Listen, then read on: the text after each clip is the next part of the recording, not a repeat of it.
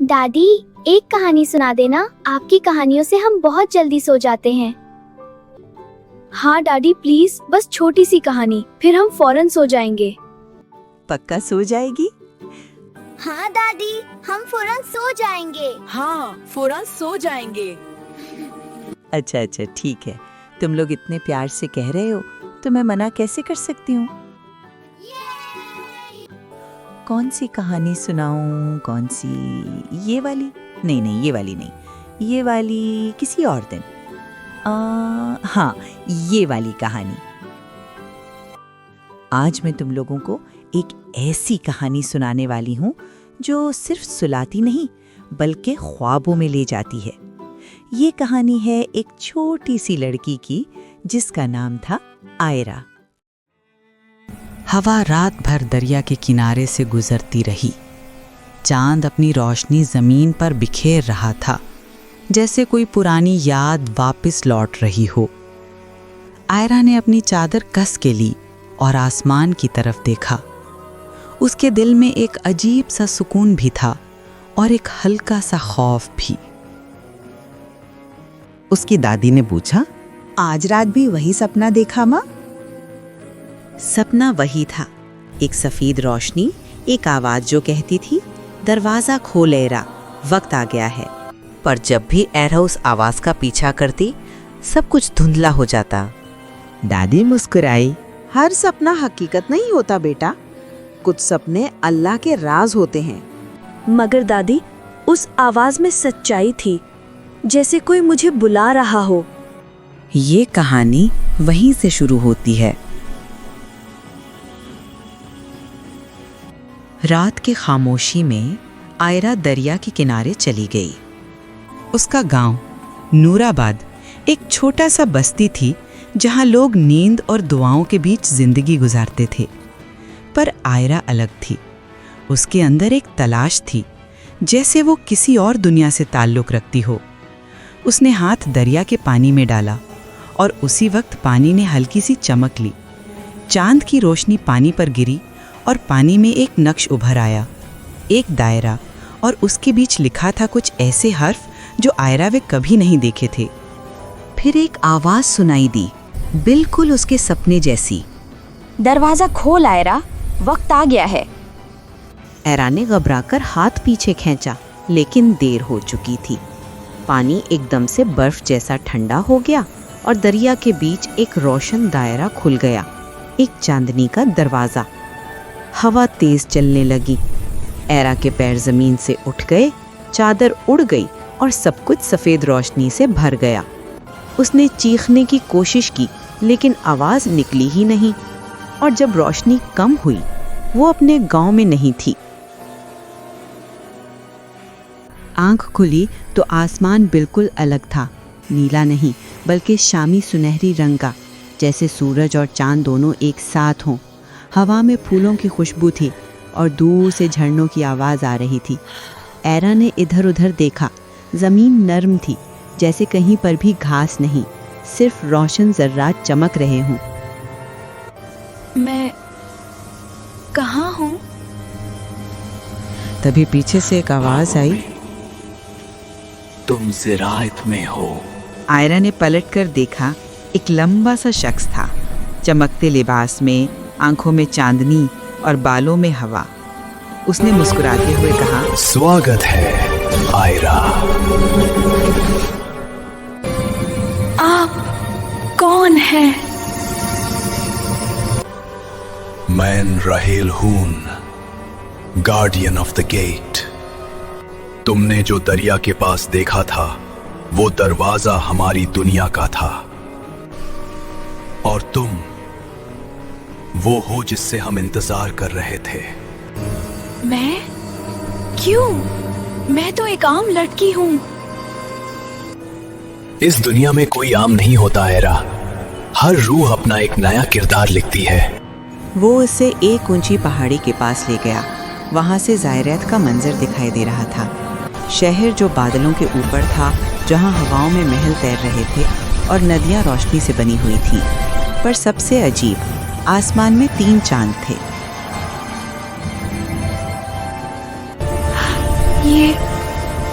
कुछ सपना लग रहा है।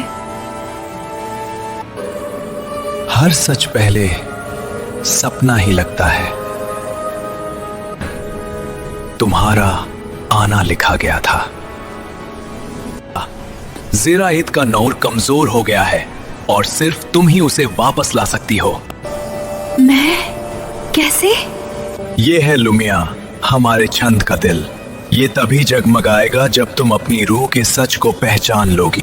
आयरा ने उसे हाथ में लिया और उसी लम्हे एक तस्वीर उसके जहन में चमकी। सिर्फ दिल से देखने वाले ही रोशनी ला सकते हैं। ये क्या था? एक निशानी। तुम्हारा सफर शुरू हो गया है। उसने आयरा को एक नकले पत्थर के पुल तक ले गया। नीचे हवा का दरिया बहता था। हर कदम के साथ हवा उसके पैरों को छूकर निकलती थी। आयरा के दिल में डर भी था, लेकिन दिल कहीं अंदर से कह रहा था, यही सच है, यही रास्ता है। पुल के दूसरे किनारे पर एक और शख्स उनका इंतजार कर रहा था। एक लड़की, नीली आंखों वाली, जिसे देखकर आयरा को लगा जैसे वो उसे पहले से जानती हो। ये है एलिरा, तुम्हारी गाइड। ज़ेराइद को बचाने के लिए तुम दोनों को मिलकर सफर करना होगा। स्वागत है आयरा। अब तुम हमारी दुनिया का हिस्सा हो। मुझे नहीं पता मैं इसके लिए तैयार हूँ या नहीं। दिख रहती है, हिम्मत तैयारी से नहीं आती, दिल से आती है।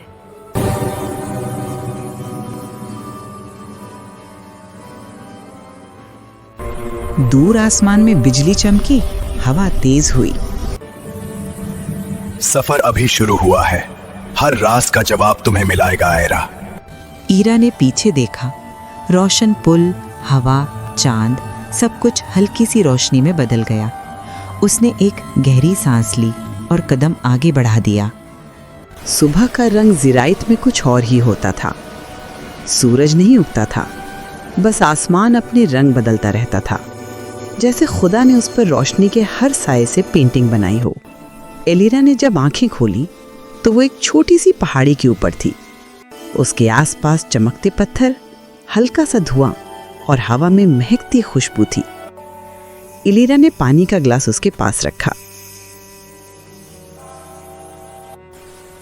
तुम थक गई थी। ज़ेराइद के सफर में पहला दिन सबसे भारी होता है। एलिरा, ये दुनिया कितनी अजीब है। सब कुछ रोशनी से बना हुआ लगता है। ये दुनिया रोशनी और दिल दोनों से चलती है।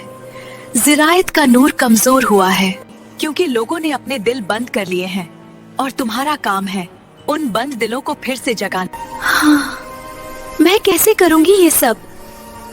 मैं तो सिर्फ एक लड़की हूँ। एलिरा ने हाथ बढ़ाया और हवा में छोटी सी चमक पैदा हुई। एक जादू का नक्श जिसमें लिखा था, जो अपने दिल का सच जाने वो दुनिया का राज समझे।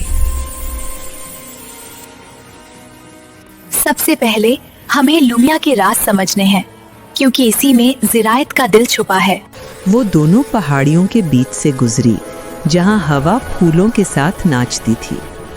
एरा हर चीज को हैरानी से देखती।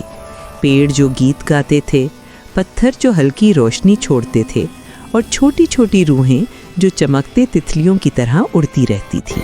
पर थोड़ी देर बाद एलिरा रुक गई। आसमान का रंग अचानक बदल गया, नीला से सुनहरी, सुनहरी से काला। हमें संभालना होगा। यहाँ से सायाओं का मैदान शुरू होता है। साया वो लोगों के खौफ से बनते हैं। जब दिल अंधेरा महसूस करता है तो साए जीतने लगते हैं। दोनों ने अपने हाथ में रोशनी के गोले जगाए और आगे बढ़ने लगी। मैदान में हवा ठंडी थी, सब कुछ सुस्त सा लग रहा था। फिर अचानक एक आवाज गूंज उठी। एक औरत की चीख दूर से आई। एरा ने बिना सोचे भागना शुरू कर दिया। रुको, आयरा वहां जादू है। मगर आयरा रुक नहीं सकी। जब वो पहुंची, उसने देखा एक छोटी सी रोशनी का गोला हवा में बंद था और उसके आसपास अंधेरे के साए उसे निगलने की कोशिश कर रहे थे। आयरा वहां मत जाओ। लेकिन आयरा ने दिल की आवाज सुनी और हाथ बढ़ाया। उसने लोमिया का जर्रा निकाला और एकदम से उसके आसपास की हवा चमक उठी। साए पीछे हट गए और रोशनी का गोला आजाद हो गया। गोला जमीन पर गिरा और धीरे धीरे एक छोटी बच्ची में बदल गया। उसकी आंखें नीली और चेहरा रोशन। शुक्रिया, तुमने मुझे आजाद कर दिया। अल्लाह की कृपा है। तुम कौन हो? मैं लुमिना हूँ, रोशनी की रूह। किसी ने मुझे अंधेरे में कैद कर दिया था, लेकिन तुम्हारा दिल साफ है, इसलिए लुमिया ने तुम्हारी बात सुनी। एरा, तुमने लुमिया के पहले राज को समझा। रोशनी सिर्फ तब जगती है जब कोई बिना खौफ के मदद करता है। बहुत साए बकी हैं जो ज़िराइट के दिल तक जाएंगे, उन्हें अपना दुख छोड़ना होगा। आयरा ने धीरे से कहा, मुझे अपना दुख छोड़ना होगा। और उसके जहन में उसका गांव, उसकी दादी और दरिया के पास वो पुरानी जिंदगी चमक उठी। उसने आंखें बंद की और रोशनी के बीच हल्की सी दुआ की, या अल्लाह, अगर ये मेरा रास्ता है तो मुझे हिम्मत दे। जब उसने आंखें खोलीं तो आसमान का रंग फिर से साफ हो गया था। साए गायब हो गए थे और लुमिना के चेहरे पर सुकून था। आज के लिए इतना ही बहुत है थे। ये क्या दादी, अब आगे क्या होगा? देखते हैं बेटा।